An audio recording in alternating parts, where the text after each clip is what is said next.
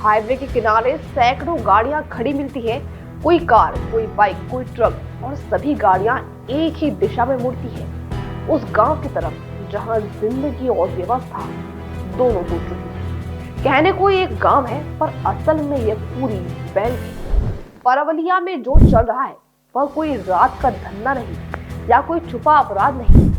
ये कोई अचानक पैदा हुआ सिस्टम नहीं, यह पीढ़ियों से चलता आ रहा एक पूरा तंत्र है। एक ऐसा तंत्र जो गरीबी, भूख और टूटे हुए सिस्टम पर खड़ा है। यहाँ सब कुछ खुला चलता है, दिन में भी और रात में भी। यहाँ समय नहीं बदलता, बस ग्राहक बदलते हैं। परवलिया की तरफ जाते ही पहला दृश्य गाड़ियों की कतार का होता है। अंदर जाते ही तंग गलियां, टूटे हुए कच्चे घर और घरों के बाहर खड़ी महिलाएं। भीड़ लगी रहती है, लोग लाइन में खड़े रहते हैं। किसी को किसी से शर्म नहीं, किसी को किसी का डर नहीं। दूसरी तरफ अवैध शराब की दुकानों की लाइन और जाम लगाते लोग। परवलिया में दो तरह की दुनिया है।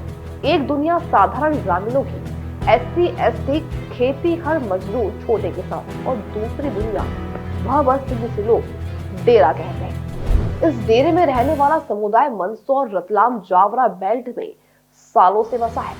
यह समुदाय गरीबी और उपेक्षा के कारण ऐसे मॉडल में फंस गया है जहां परिवार की कमाई महिलाओं और लड़कियों के कंधों पर डाल दी गई है। यह कोई धर्म, कोई जाति या कोई नैतिकता का सवाल नहीं, यह मजबूरी, अभाव और सिस्टम की नाकामी है।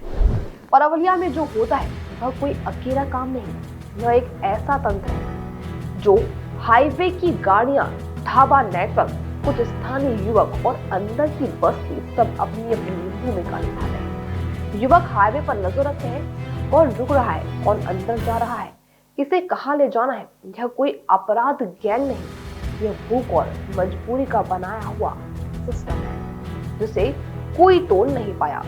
परवलिया कोई अलग मामला नहीं। इस हाईवे के किनारे ऐसे कई गांव हैं, डोडर, ताल, दलेली, कहीं कहीं छोटी बस्तियां, सभी जगह एक ही जैसी कहानी। सड़क एक ही है, दर्द एक ही है और बेबसी भी एक ही है।